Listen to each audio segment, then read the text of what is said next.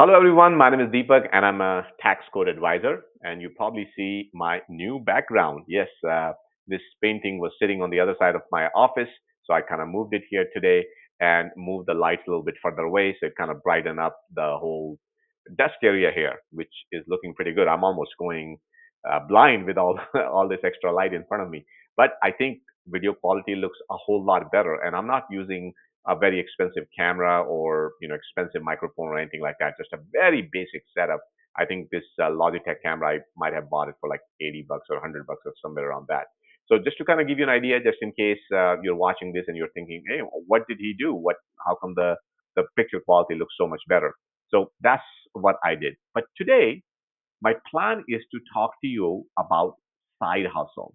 I want to talk to all of you guys who want to build a nice little side hustle. But so last uh, week or so, I've been focusing on starting a home-based daycare business. But some of you guys asked, "Hey, Deepak, can you talk about some of the other businesses?" So I thought, yeah, absolutely, we can. We have all kind of business owners that work with me. So today, I'm going to give you a basic framework that you can keep in mind if you're planning on building a side hustle. So this applies to your home-based daycare business. This also applies to if you are trying to build, maybe renting a commercial space and you're building some business around that. It also applies if you are a digital business. Maybe you're trying to sell some sort of service. Maybe you're trying to sell your products on Amazon. No matter what you're trying to do, I think you're going to find what I'm about to share very, very helpful. This is going to help you avoid a lot of silly mistakes. So let's get started. So why does the side hustles matter so much? Why is it that every time you come to my webinars or live seminars, or maybe you come to our Wealth Summit, we talk so much about side hustles? You see, this year, more than half of working Americans will most likely have a side hustle. More than half. That's a lot of people. Whether, it is driving for Uber, maybe they're delivering with DoorDash, maybe they are doing some sort of consulting online, maybe they sell some sort of course, that they have built, maybe they're running a home daycare center, maybe they have a play school, maybe they have some sort of, smaller franchise like, you know, where they do parties for birthdays. Maybe they do decorations. Maybe they have a home cleaning business. Side hustles are the gateway to the American dream. They allow you to step outside the daily grind of your 9 to 5 job, stop trading your time for money, and start building something that you can grow. Side hustles are more than just extra income. They are a path to wealth creation, tax savings, and eventually financial freedom. So today, I'm going to break down the steps to get your side hustle rolling, help you save more money in taxes, and create scalable income stream, something that you can depend on, something that you can use to pay for your children's education, something you can use to, build your retirement, something you can depend on, something you can share with your family, perhaps even leave a legacy. So that way the next generation gets on the right foot. And if nothing else, you can learn all these skills and teach it to somebody else in your family, some new kid who is just getting out of college, teach them all these skills, and you might just make their day. So if you guys been watching me recently, I have been talking about home-based daycare business for last few days. Why? Because I met a lady who was working at a grocery store, barely making, I think, $35,000 a year, and she wanted to know how is she going to retire. And I was like, well, with $35,000 a year, what can I tell you? Are you going to be able to buy real estate? Are you going to be able to buy a business? What can she do? And as I was thinking about her, I thought, you know what? She already lives in a place. She can just start a home-based daycare business, and that's why I made some of those videos. So imagine someone like her who barely makes $35,000 a year, now all of a sudden is in charge of a home-based business. If that business can make more than $35,000, which it most likely will, it is so much better than $35,000 in W-2 income.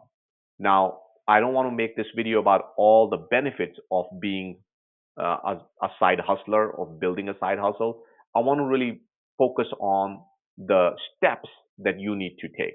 So if you want to build a scalable business, now when I say scalable, I'm not referring to driving for Uber or delivering for DoorDash or something like that. I mean to say it's a business that you control. It's a business that you manage. It's the business that you're in charge of.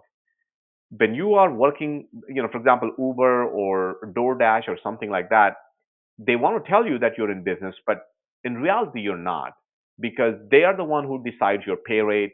They are the one who decide when you take the job, when do you pick somebody up, when do you drop them. Yeah, you log into the app, but they are the one who's controlling everything. How far you drive. I mean, I almost feel like these kind of businesses, you have all the expenses and they keep most of the profit.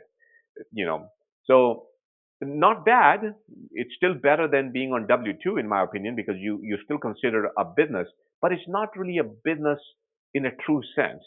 But if you do some sort of side hustle, so let's say if you know how to teach math and you train other people how to learn math. Maybe you get some kids together, you teach them math. Maybe you're a teacher at school and you're taking care of small children right now. So maybe you start a daycare. Maybe you want to create a play center for kids to come play. That's the kind of business I'm talking about. Maybe you buy something from overseas and you want to sell it in the United States, or maybe you want to import something, sell it that way. Maybe you want to rent out something. Maybe you have a commercial building. Those kind of businesses I'm referring to. So I'm going to share step by step what you need to do to create a successful side hustle. I think you're going to love it. So let's get started on that. So let's talk about these steps. So number one step is to launch the right side hustle. Because if you get into a wrong type of side hustle, you can end up spending a lot of time and energy and not see any kind of true results. There are two levels to think about here. For example, level one side hustles are simple. They're controlled by somebody else and you just kind of plug into their system.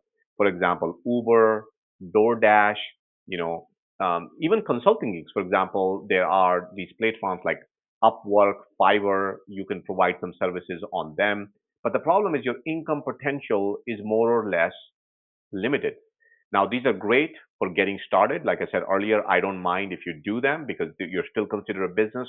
That means I can still write off a lot of expenses and still utilize it to help you save more than what you were saving at a W-2. You can also, they're very easy to get started. So you don't have to, invest a whole lot. You can use it to, pay off some debt and maybe get some quick cash. But really, your goal should be is to do something better than that. So let's call it level two side hustle. That means that you own a business that allows you to duplicate yourself or sell a product or service while you sleep. This is where real wealth comes in. So a lot of time I talk to clients and they think they are in a business. But in reality, they're not in business. In reality, they're simply selling their time. It's just that how they get paid changes from IRS perspective. So instead of getting W-2, maybe they're getting 1099 now, but nothing else has really changed. Now, this is different than being an investor. When you're an investor, you're investing your money. But in this case, we're talking about that you basically have somebody else do the work and you still make some money. For example, let's say this video, although I don't participate in YouTube revenue share or anything like that, but if I was, there are a lot of people who are influencers and they make all kind of videos. And when a lot of people watch those videos, these people get paid. So they make the video one time and they're still getting paid for years to come. Now that is a business. But I'll give you some real life examples, which I like even better than YouTube. So, for example, let's say you have a landscaping business and you have two people who are doing the landscaping work for you. That is a real business. That means all you do is you have set up the business, you have set up the marketing plan, you have set up how are you going to advertise, you have set up how people are going to share your information. You came up with all those systems. And now that all of those systems are in place, you can scale it. You can have somebody else do the work. Another example could be is a lot of my clients, for example, invest in real estate. Many of them run short-term rentals, and these short-term rentals needs to be cleaned on regular basis. Somebody needs to go, clean up their toilet. Somebody needs to take care of their yard. Maybe you provide a service like that, and you don't do it yourself. You hire a team to do that. Now that is a real business. So that's the kind of business I'm talking about. So you got to be very careful with depending on somebody else. Now you might think Uber and DoorDash are the only examples, but no. For example, maybe you buy a franchise. So be careful. Many franchises are not truly a business. Many franchises are really paying you for your time. They're just simply hiring a cheap labor. So be careful with that. Sometimes you might even spend a lot of money buying these franchises and you're still really trading your time. And the franchisor, all this is a way for them to get cheap labor. So be careful with that. So you will find this kind of systems everywhere. You will also see that with the MLM products. Somebody might say, hey, why don't you sell insurance and and then you go recruit other people. And for recruiting, we will give you a share of their commission. And when they recruit, then they will give a share of their commission. And they will pretend like it's truly a business. But really, at the end of the day, you need to be able to count how much dollars you're earning per hour because that's what matters. So if you're able to increase your dollar per hour rate on a regular business, I would say that's a business for you. But if you're not able to do that, maybe that is not a business for you. It might still be for somebody else. For example, every now and then I will meet somebody in these MLM kind of programs who would have a tax return that is 400, $500,000. So I'm not saying it's not possible, but it is not possible for most people. So when I talk to their recruits, they're earning like $5,000, $10,000. And when I talk to them how many hours they're spending on that business, it's ridiculous how much time they spend on it. So just be very careful. The goal is, can you replicate yourself? And are you able to increase your dollar per hour earning? If you're able to do that, more than likely you have picked a good business. All right, so that's my step number one. If you get that right, if you're able to pick the right side hustle, and even if you pick a wrong side hustle, that's still not that much of a problem. But the bigger problem is sometimes I see people on a wrong side hustle for a very long time. I mean, if you got yourself on a wrong train, then take the first exit, the first train stop you get off the train and come back. Because the longer you ride that train, more expensive it is going to be for you to come back. So if maybe somebody cheated you or somebody didn't give you the right information or they convince you, if you got into something that was not good, then stop it. Find something else that works. And if you don't know what that is, then set up a consultation appointment. There are people like me all over the place who work with a lot of business owners who have been working with business owners for a long time. Set up a 1 hour consultation and say, hey, look, I'm looking into a side gig. What can you suggest? Tell them what resources you have, how much money you have, what are you looking to do, what is your experience, what is your passion, and based on that, they should be able to guide you with few options, and then you start doing research on those options. But let's assume that at this point, you have yourself a nice side hustle. What do you do next? Next step is you need a simple business plan. You don't need a 50-page of details, just one page that answers a few questions. For example, a few years ago, it's probably been several years now, I applied for Y Combinator. Y Combinator is, they basically allows business to get funding and they train them and coach them and eventually help them launch a real business. So I applied to them, and first thing they did was they had me answer all bunch of questions and create a video. I think if you just do that, answer a few questions about your business and create a video, it will go a long way. Think of it like that you're trying to have somebody invest in your business and you need to go present that business to them. So if you're able to do that, I think you will have a better understanding about your business. Some basic stuff. What are you going to sell? How much is it going to cost you to produce it? Who is your competition? How are you going to market it? How are you going to sell it? What happens if you're not able to sell it? Too many people get stuck, trying to make their business plan perfect. They will spend hours and hours and hours. Sometimes they will hire people. I have seen people spending, thousands of dollars. Don't overthink it. Just write it down what you need to know to get started. The goal is to take action, not to get bogged down in analysis. However, if you're trying to get some funding, like if you're serious about getting funding and you need to go present that business plan maybe to a bank or an investor, in that case, maybe you do need a little bit more details in your business plan. So I can suggest you a couple of things. Number one is you can, you know, uh, search online and try to find something in your niche and then tweak it. Or better yet, once again, go back to the consultants in your area. You're happy, I'll be happy to help you as well.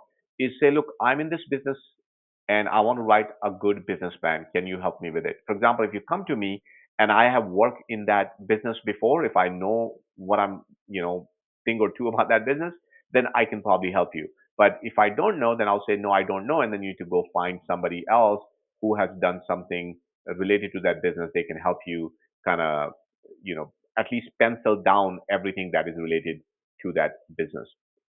So that would be my step two. For our clients in our regular consultation calls, so we do something called comprehensive consultation calls. I do it for each type of business. And, if you really want to grow your business, I think it's necessary. And in those consultation calls, going over your business plan is a requirement. So all my clients, once a year, we go through your business plan. Now, I want you to think about that for a second. You must have been filing your taxes for a long time, especially if you're an established business owner. How many times did your tax preparer ask you to look over your business plan? For most of you, the answer is no. Why? Because it's a transactional business. They only care about filing your taxes and moving on. We are equally vested in your business. We want your business to scale. We want to see you reach the next level. And what happens is if your business is huge, if you're earning a lot of revenue, there are a lot of people available to help you. But when your business is small, you're saving every single penny. You cannot go hire these consultants for $5,000, $10,000 to help you with all that stuff.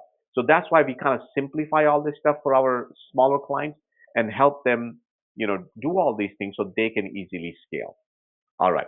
So step number two, come up with one page of business plan.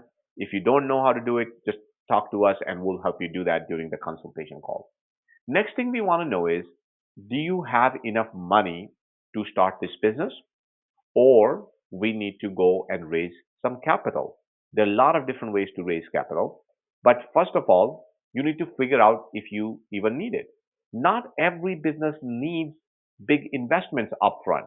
So just because you started a business doesn't mean you go start raising capital. I once met a business owner at Stanford University. Well, they were not at Stanford University. I was taking a course at Stanford University, and the professor sent us to interview this startup. And when we went to go interview that startup, they had raised over $1 million, almost no revenue, and they were almost out of money. And I asked them, "What are you going to do?" And their answer was, "We're going to raise another $1 million." And since that, I have met several other startups that keep doing it. In my opinion, that's just killing money. Maybe it's not your money, but you're killing other people money. You don't want to do that. That's why I love small business owners. They are there to make wealth the right way. So if you know, for example, if you have a janitorial business, maybe you only need to buy some supplies and that's about it. All you got to do is ask people and go from there. For example, let's say if I wanted to do that business, what would I do? I would probably find who is the biggest property manager in my area. And I'll simply go talk to them and say, look, I want to take care of all your properties. I want to clean them. I want to make sure they're well maintained. I'll take care of landscaping. I'll take care of your toilet. I'll clean everything, and I'll give you a really good rate because you have so many properties. That's all I need to do, you know. So I'm going to try to reduce my cost as much as possible. If you do need money, think about selling something you already own. It's better for you to invest your own money than taking other people's money. And I know this is contrary to what a lot of influencers will tell you. They will say, "Oh, never, don't use your money. Go take other people's money." So why would you do that? If you don't believe in yourself, if you don't believe in your business, why do you want to steal other people's money? Not a good idea. So especially for a small business, if you can, if you can afford it, just try to arrange money on your own. Now, again, I'm not talking about taking a debt. I don't want you to go sell your 401k or withdraw from something that's going to cost you money or borrow on your credit card. I don't like any of that stuff. So that's not a good idea. First thing you want to do is look into your savings. If you have maybe perhaps a life insurance plan, you can look into that. Maybe you can look into selling some of the stuff that you don't need and try to raise some capital that way. Now, let's just say you say to me that, Deepak, I don't have any money whatsoever. There's nothing I can sell. I don't have any savings, but I still want to get into this business. Can I go ask for other people money at this point? Answer is still no. Not a good idea. What you want to do is ask somebody to become your partner. Ask them, hey, look, I want to start up this business. Here is my one-page business plan. And this is why I think we can be successful. These are my projections. This is what we can make in 3 months, 6 months, 1 year. This is what we need to get there. And this is all the research I have done. Have that entire business plan ready and ask somebody to become a partner with you. I would rather have a partner and give away 50% of my business than taking a loan or, telling some crazy stories to people and ending up losing all their money. When somebody's a, see, there's a big difference being an investor and being a partner. Partner can stop you from doing silly things. Partner is going to question you when you don't use the money properly. Partner will always be involved in your business. Investors, on the other hand, probably won't be involved in your business so much. They will probably ask you for your financial statements maybe once a month, maybe once a quarter, and that's about it.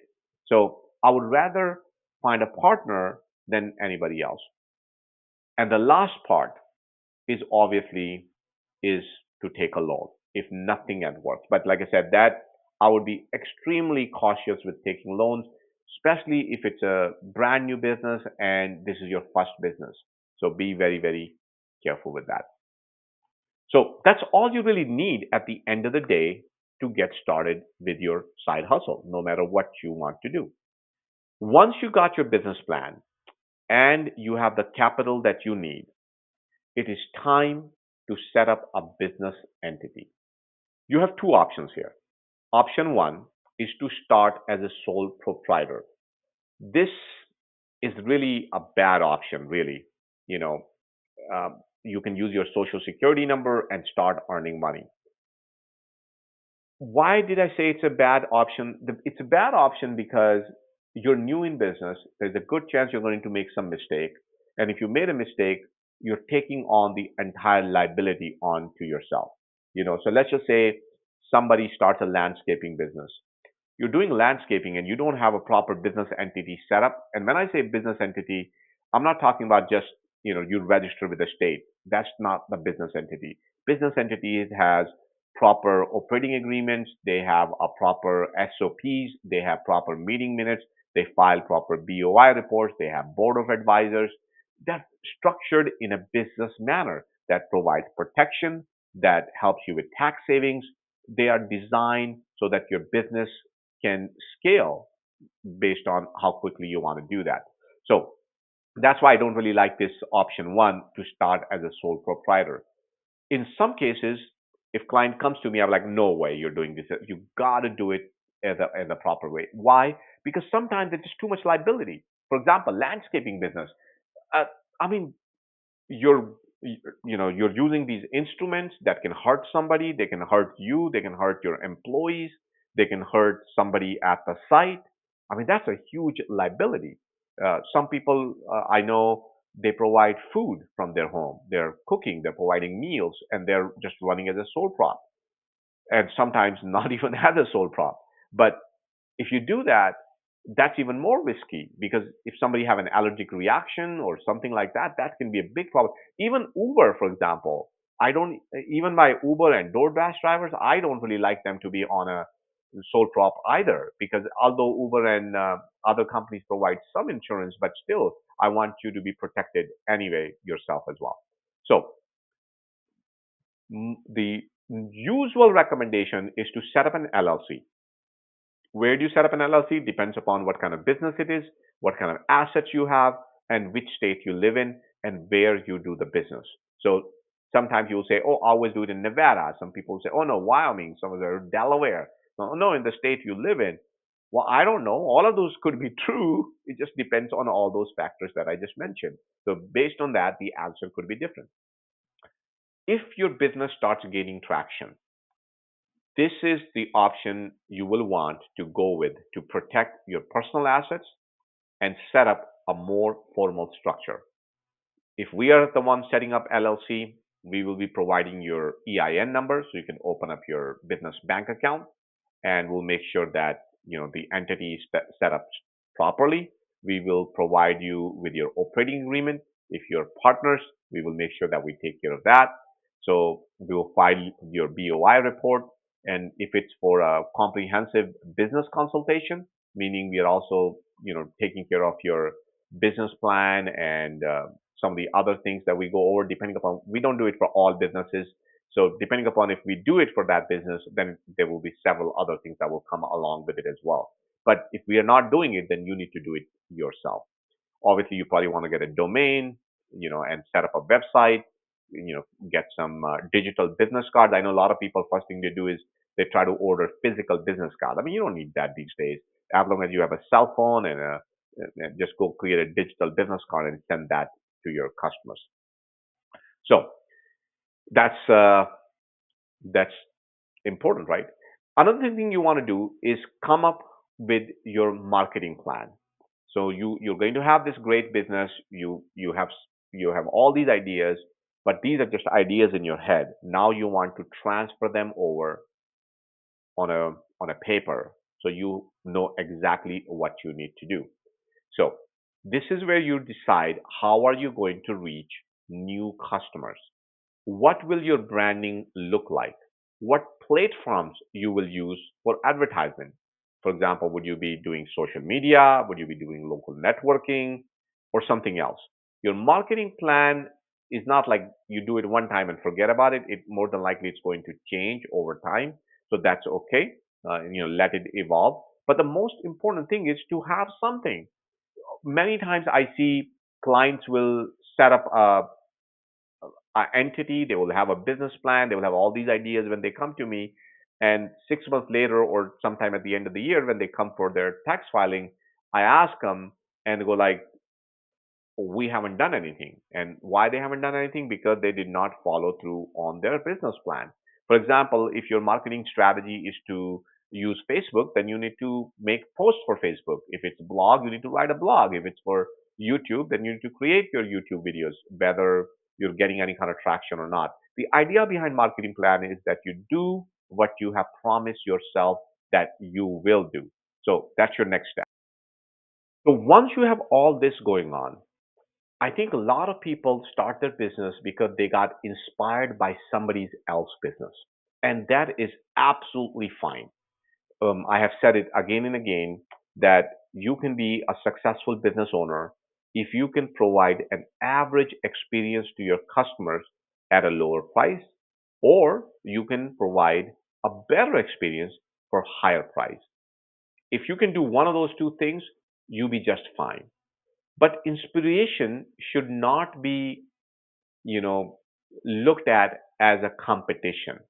You're not in competition with other people.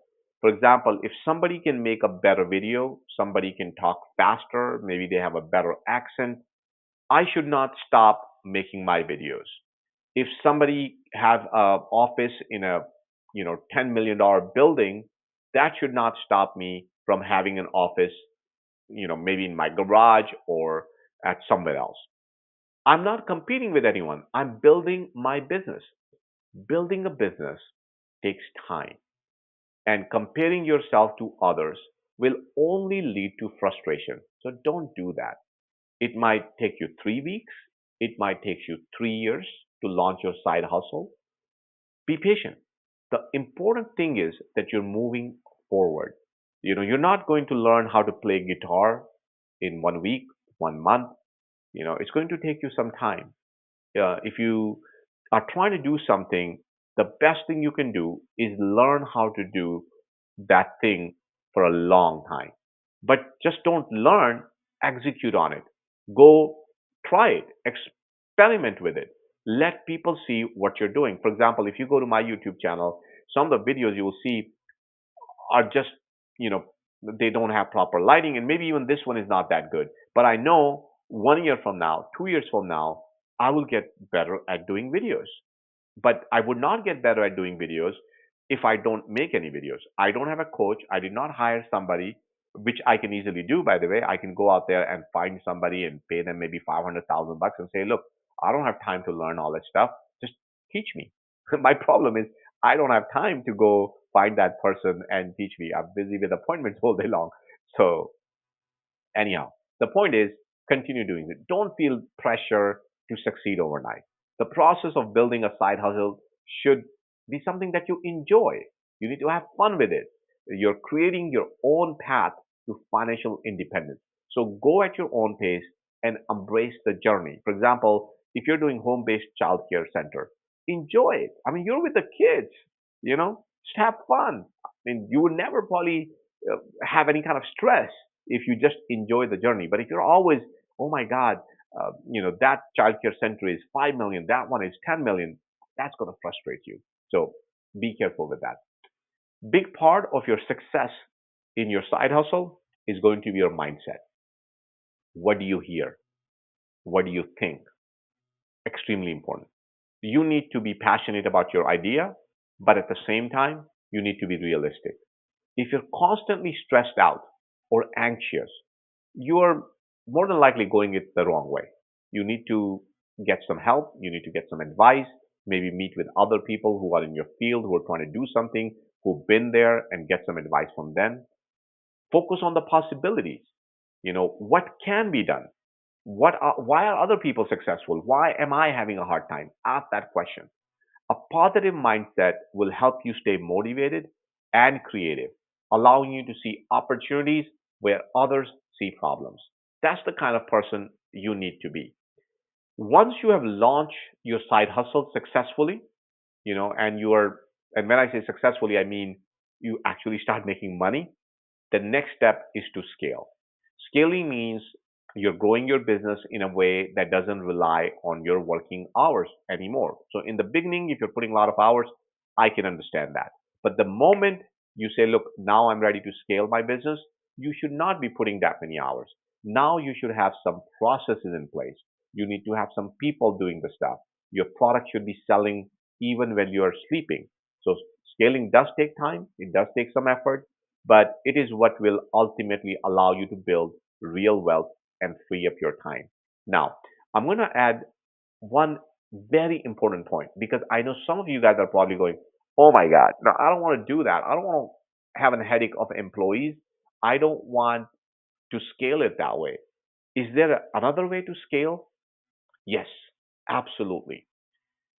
Another way to do this is that you spend your time in this business and then you take those earnings and you invest, whatever you're really good at. If you are really good at investing in real estate, you invest in real estate. If you're good at stocks, you do it in stocks. If you're good at investing in startups, do that. That's another way to do it. If you don't want to replicate yourself, then you can have your money work for you. So that's okay as well. So I'm going to cover some of the questions that you guys have sent me at the last webinar as part of this video. So um, so hang in there for just 1 second. Let me go grab those questions here. They're somewhere here on WhatsApp. Just 1 second. Okay, so the first question is, Deepak, you mentioned that you will provide us with a operating um, manual for our small business. Um, So obviously multiple people will have the same manual. Does that make a difference? Excellent question. So first thing is that remember what I'm giving you is a template. You should still amend it. So when you come for that comprehensive consult, I tell you that look, these are the things you should be looking for, and more than likely these are the answers. But you need to do your own research and tweak those answers. So even though it's a template, I think each business owner will end up having their own operating manual. So you would not get stuck with the same one. Number two, same thing doesn't work for different businesses. So depending upon what kind of business you have, I may or may not be able to provide you, but at least I can guide you as to how to build one. So if I don't have one, maybe I'll give you a template for something else and say, look, I have this. Maybe you can tweak this and fix it for your business. So it does, yeah. You can use the template and tweak it. There's nothing wrong with that. Okay. What kind of entity do you recommend? C Corp or S Corp? Ooh, so we're not there yet, right? So my usual recommendation is to start with an LLC. And once you have an LLC in place, we will see what kind of revenue you generate and what kind of expenses you have. And if there is a sufficient revenue, sufficient profit, then maybe we'll promote you to an S Corp. And then the second part is we need to look at your overall finances. So if there are certain things that we cannot write off in S corp, we might use a C corp. If you have a lot of assets, then we might even do some sort of different kind of LLC, like some sort of holding company, and then this company might become like a child company to that company. So it's hard to answer it just based on your text. There's just so many variables to it. Okay, I have a small business right now. Do I need to pay myself if I run business with my spouse? Ah, so look, there's no need to pay yourself separately if you're in business with your spouse. Instead, maybe for one spouse, you run a payroll, and other spouse can just simply take profits. What it does is it just saves you some money on your payroll cost and some of the other extra taxes, providing you're set up as a S corporation. If you're a sole prop, that doesn't really help you a whole lot. But if that's going, if let's just say if you are making more than $40,000, you should really talk to a tax advisor and properly structure it. How do you manage people in small business? Depends what kind of business it is, right? Managing people is difficult, honestly. Maybe one of the most difficult part. So, for example, some of you guys might say Deepak is in a tax business. Some people might say he's a business consulting business. Some people might say yeah, he helps people set up side hustle. You can give me a lot of different titles and names, but at the end of the day, I'm in people's business. I serve people. My customers are people. My vendors are people. Other people that I work with are people. So I'm in people's business. And dealing with people is difficult. It takes a lot of time and energy. So um, first recommendation I would have for you is to read all the Dale Carnegie books. Those are some of the ones that I read when I start to get in business. I think they're really wonderful, and not just read them, but actually trying to bring them into your life. You can also read a book called Traction that teaches you how to manage and scale your business. You can come up with good employee handbook and do regular trainings with them. Set up some clear expectations, clear systems. Basically, you need to build a culture in your company. So if you're paying someone, let's say $20 an hour, make sure you're charging at least 60 or $80 an hour for their work if you want to stay in business. So one of the most common problem I see is people are not able to invest on their employees. Why? Because let's say your employees costing you $20 an hour, they say, look, if I charge $40 an hour for that service, that'd be good enough. But that is not true. Actually, on $20, you still got to pay some taxes. Then you need to provide some benefits. By the way, if you're not providing benefits, you're going to have a hard time managing your people because somebody else can easily steal them. So one of the things I recommend all small business is do their best to provide them some sort of SEP IRA plan or maybe a 401k plan, health insurance, some of the basic stuff out there. We just set up a consult and we'll walk you through it. There are a lot of vendors that we work with. We can recommend you who can help you do that. But These are some of the basic things. Another thing you can also do is, you know, understand the personality of your people. The more you can learn about them, the better it is. Why do they come to work? What do they like to do? What are their goals? The more information you have about your employees, I think better you'll be able to manage. So I think those were the only questions you guys sent via WhatsApp. So I'll leave it at that. I hope you enjoyed these tips. I hope you found some inspiration in this to get started with a side hustle. Remember, you don't have to do it all at once. Take it step by step. And don't forget to set up a free discovery call with me and learn about what I can do to help your business. If you have any tax problems, we can definitely help you. You want to talk about your retirement, maybe you have an existing business, you're trying to figure out if you will be able to properly retire with the income that you're generating. Uh, those kind of things we can talk about. If you're starting a new business, you want to learn about how to set it up properly or how to structure it properly or how to come up with all kind of documents that you need to run that business. Talk to me. Either I can help you directly or I can connect you with somebody else who can help you with that. But most importantly, you're not alone. There are business consultants almost in every town. All you got to do is to find the right one and at the same time avoid the ones who charge thousands of dollars and provide no value. So anytime you engage with someone, make sure you understand exactly what you are getting. So, for example, as part of our consultation, you get proper tax advice. We actually look at the entire tax plan, your personal and business. We also look at your retirement. We also look at the education. We look at from an asset protection point of view. We look at it from a marketing point of view. We look at from operation point of view. So our comprehensive consults are very comprehensive. So anyhow, now my name is Deepak and I'm a tax code advisor. If you want to set up that discovery call, just go to taxcodeadvisors.com and set one up there. I'll talk to you guys